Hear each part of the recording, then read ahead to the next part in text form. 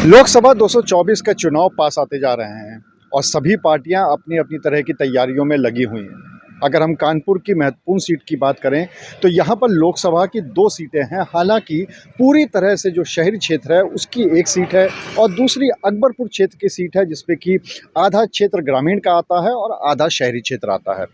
यहाँ पर भी ये बहुत महत्वपूर्ण सीट मानी जाती है, इस लिहाज से भी कि लगातार बीजेपी अपने एक तरह से चुनाव के अश्वमेध यज्ञ की तरह जो शुरुआत करती है वो भी कानपुर से करती है।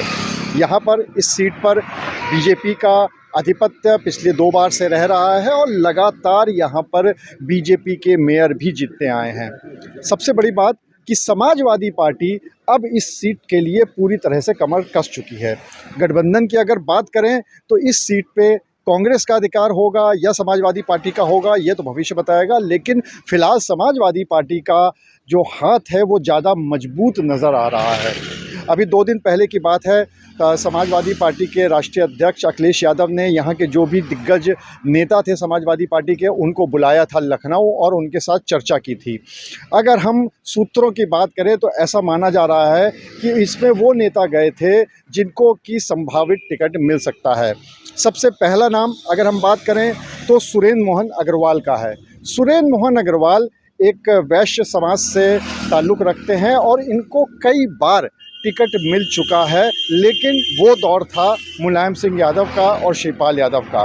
एक तरह से ये भी कहा जा सकता है कि सुरेंद्र मोहन अग्रवाल को मुलायम सिंह और शिवपाल खेमे का माना जाता है।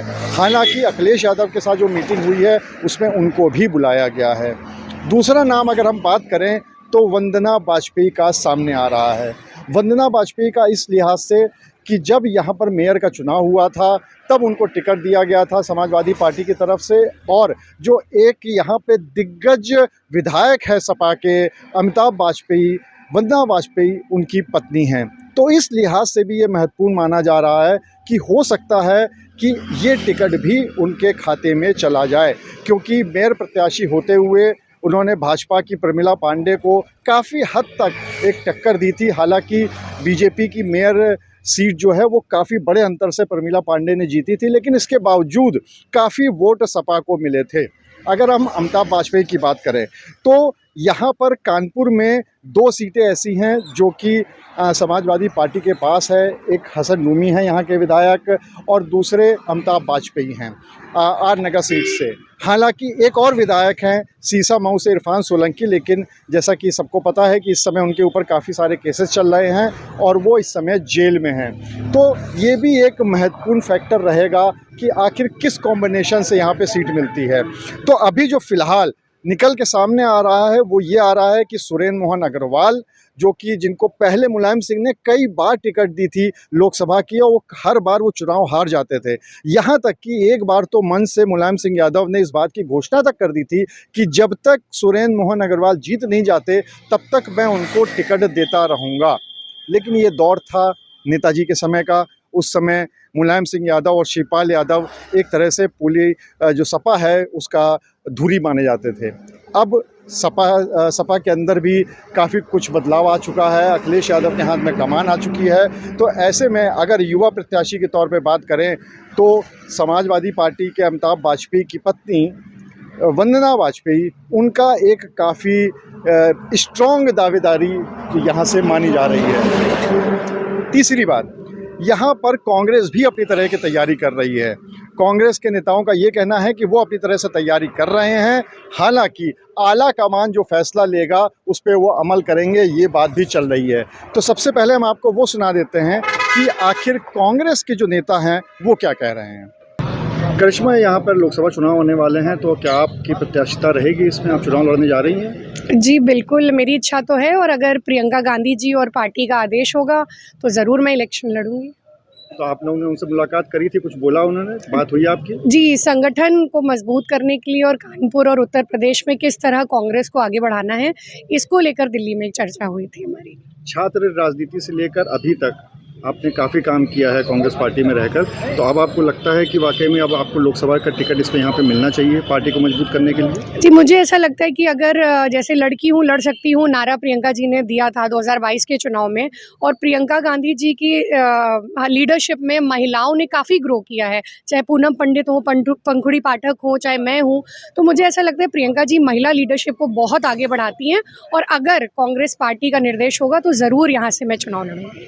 कानपुर की सीट बहुत महत्वपूर्ण सीट है, और दूसरी तरफ अखिलेश यादव ने भी कहा है यहाँ के लिए सपा के लिए प्रत्याशी उतारने के लिए, तो फिर गठबंधन से कैसे उतरेगा प्रत्याशी? कांग्रेस आप उतरोगे या फिर प्रत्याशी सपा से आएगा?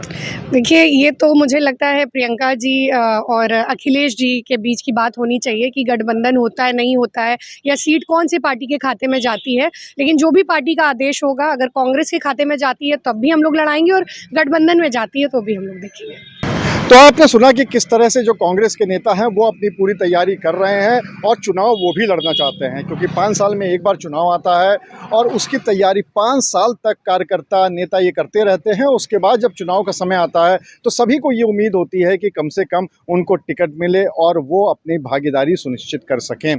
रही समाजवादी पार्टी की बात, तो अभी तक 2 नामों के अलावा एक नाम और निकल के आ रहा है।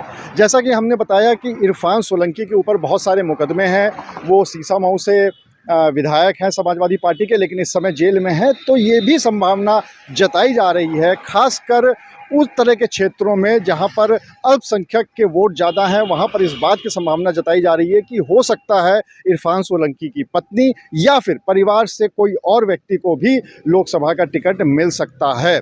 लेकिन ये अभी सिर्फ भविष्य के गर्त में है कि किसको क्या टिकट मिलेगा। और सबसे महत्वपूर्ण बात यह है कि क्या गठबंधन की सीट समाजवादी पार्टी के हक में जाएगी। अगर हम कानपुर लोकसभा सीट की बात करें तो ये ज़रूर है कि यहाँ पर दावेदारी समाजवादी पार्टी की ज़्यादा मजबूत है, क्योंकि कांग्रेस की यहाँ पे जड़ें एक तरह से ख़त्म की तरह हो चुकी हैं। कोई विधायक उनका यहाँ पर नहीं है, और साथ ही साथ जो उनके एक दिग्गज नेता थे श्री प्रकाश जायसवाल, जो कि केंद्रीय मंत्री भी रह चुके हैं, वो भी अब सक्रिय राजनीति में नज़र नहीं आते हैं। तो इसको देखते हुए ऐसा माना जा रहा है कि हो सकता है गठबंधन की सीट समाजवादी पार्टी के खेमे में जाए।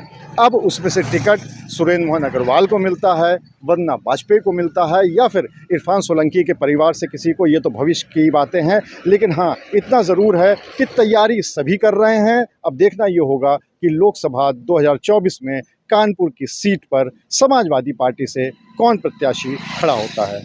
कैमरामैन शारिक खान के साथ अनुराग अग्रवाल, TV9 कानपुर।